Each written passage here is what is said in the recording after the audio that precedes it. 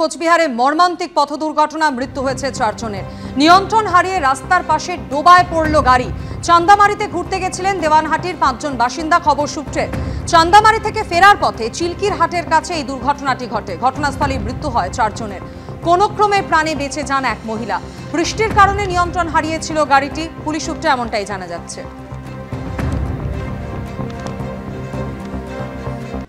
ওয়াকফ সম্পত্তির রেজিস্ট্রি করতেই হবে, কেন্দ্রের পক্ষে রায় দিয়ে নির্দেশ দিল সুপ্রিম কোর্ট।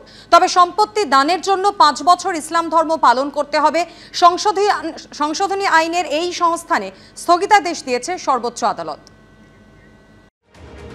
ওয়াকফ সম্পত্তির নিয়ন্ত্রণ কারা করবে তা ঠিক করতে ওয়াকফ আইনে সংশোধনী আনে মোদী সরকার, যার বিরুদ্ধে দায়ের হওয়া মামলায় সোমবার অত্যন্ত গুরুত্বপূর্ণ রায় সুপ্রিম কোর্ট জানিয়ে দিল ওয়াকফ সম্পত্তির রেজিস্ট্রি করতেই হবে।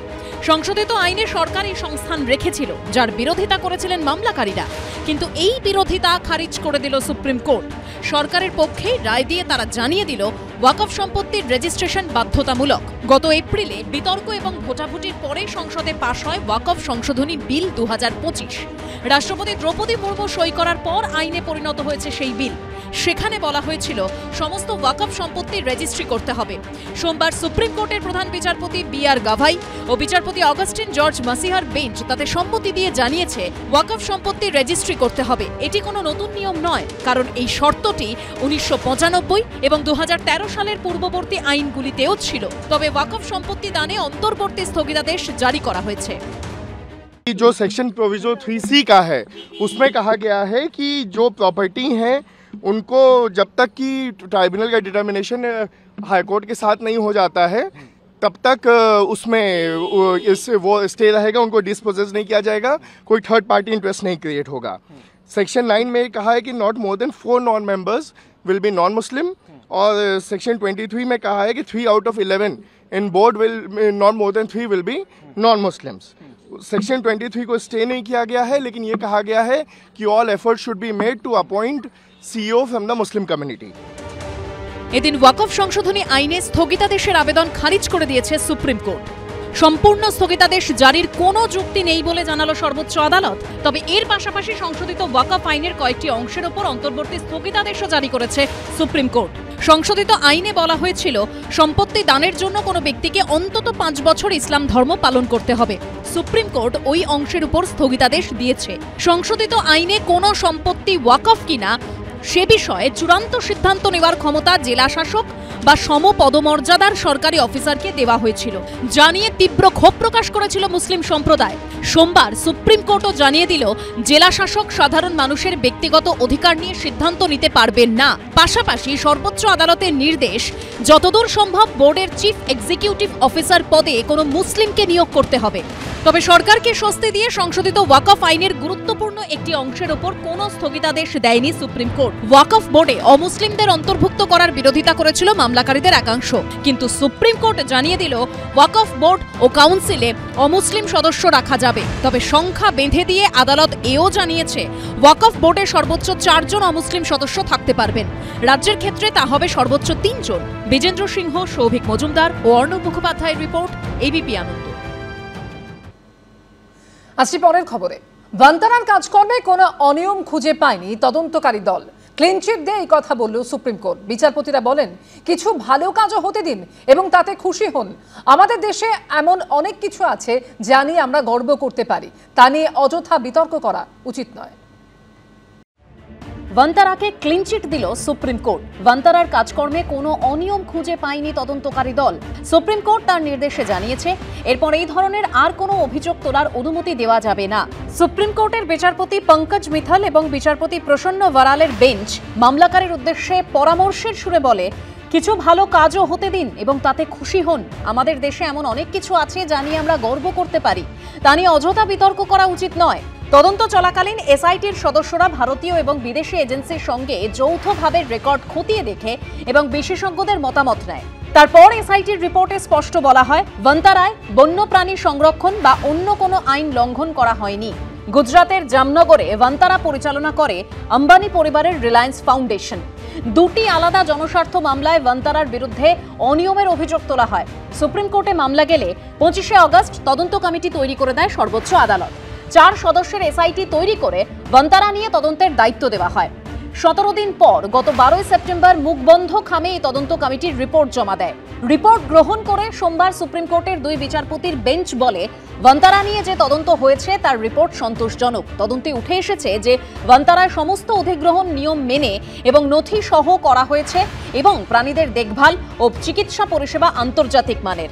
সুপ্রিম কোর্টের রায় প্রসঙ্গে ভান্তারা কর্তৃপক্ষের তরফে বলা হয়েছে, আমরা বিনম্রভাবে এবং কৃতজ্ঞতা সহ সর্বোচ্চ আদালতের নির্দেশকে স্বাগত জানাচ্ছি। এসআইটির রিপোর্ট এবং সুপ্রিম কোর্টের নির্দেশে এটা স্পষ্ট হয়েছে যে ভান্তারার পশু কল্যাণ মিশনের বিরুদ্ধে তোলা অভিযোগের কোনো ভিত্তি নেই। ভান্তারা সবসময় নির্বাক প্রাণীদের প্রতি আমাদের ভালোবাসা এবং দায়িত্বের প্রতীক। এবিপি আনন্দ। সিউড়ি 2 নম্বর ব্লকের দায়িত্ব কে পাবেন সূত্রের দাবি, তা নিয়ে অভিষেক বন্দ্যোপাধ্যায় এবং সুব্রত বক্সির সামনেই বাদানুবাদে জড়ালেন অনুব্রত মণ্ডল ও কাজল শেখ। সূত্রের দাবি, এরপরই তৃণমূলের সর্বোচ্চ নেতৃত্বের তরফে স্পষ্ট বার্তায় বলা হয়, ওই এলাকা সম্পর্কে দলের কাছে খবর আছে, দল যথাসময়ে সিদ্ধান্ত জানিয়ে দেবে। পাশাপাশি দাঁড়িয়ে গ্রুপ ফটো তুললেও সূত্রের দাবি, সোমবার ক্যামাক স্ট্রিটের বৈঠকে অনুব্রত মণ্ডল ও কাজল শেখের দ্বন্দ্ব উঠে এসেছে। সিউড়ি 2 নম্বর ব্লকের দায়িত্ব কে পাবেন তা নিয়ে অভিষেক বন্দ্যোপাধ্যায় এবং সুব্রত বক্সির সামনেই বাদানুবাদে জড়ান লালমাটির জেলার তৃণমূলের 2 হেভিওয়েট নেতা। সূত্রের দাবি, এরপরই কোর কমিটির সদস্য, সাংসদ এবং সব শাখা সংগঠনের নেতৃত্বের সামনে তৃণমূলের শীর্ষ নেতৃত্বের তরফে অনুব্রত মণ্ডল ও কাজল শেখকে স্পষ্ট বার্তায় বলা হয়, ওই এলাকা সম্পর্কে দলের কাছে খবর আছে, দল যথাসময়ে সিদ্ধান্ত জানিয়ে দেবে। তৃণমূল সূত্রে দাবি, বেশ কয়েকটি ব্লকের দায়িত্ব কারা পাবেন তা নিয়ে একাধিক নাম জমা পড়েছে। সেই নাম চূড়ান্ত করার আগে একাধিক বিষয় খতিয়ে দেখা হবে। সূত্রের দাবি, বীরভূম জেলার নেতাদের সঙ্গে বৈঠকে তৃণমূলের শীর্ষ নেতৃত্বের তরফে বলা হয়, এই যে এখানে সবাই একসাথে বসে আছেন, এই ছবিটাই দেখতে ভালো লাগছে। ঠিক এই রকম ভাবে বীরভূমের মানুষও আপনাদের দেখতে চাইছে। এটা করতে পারলে একটা আসনেও হারবো না, 11টার 11টাই আমরা পাবো। আমাদের মধ্যে কোনো মতদ্বন্দ্ব, কোনো মত পার্থক্য নেই। তৃণমূল কংগ্রেস একটা বড় পরিবার, একটা বড় পরিবারে বাবার সঙ্গে ছেলের, মায়ের সঙ্গে ছেলের, বোনের সঙ্গে ভাইয়ের দ্বন্দ্ব হতেই পারে। আমরা একসঙ্গে চলবো, 26শে নির্বাচনে লড়বো। বীরভূমে এখন বর্তমানে আমরা বিগত দিনে প্রমাণ করেছি, আগামী দিনে প্রমাণ করব।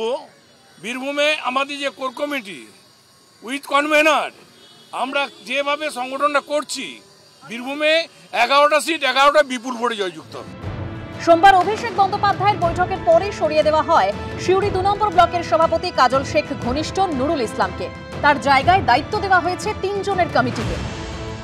যতই গ্রুপ ফটো তুলুক, যতই গলাগলি করে থাকুক, হাত ধরাধরি করে থাকুক, আস্তে আস্তে করে আড়াআড়িভাবে এই তৃণমূলের দলটা আস্তে আস্তে ভাঙতে শুরু করেছে, সবাই বুঝতে পারছে। এইসব লোক দেখানো কেউ বিশ্বাস করে না। এবং আমরা দেখেছি যে বীরভূমে কত লবিবাজি, অনুব্রত মণ্ডল, কাজল শেখ, তাদেরকে নিয়ে কত লবিবাজি হয়েছে। সরানো হয়েছে তৃণমূলের রামপুরহাট শহরের সভাপতি সৈয়দ সিরাজ জিম্মিকেও।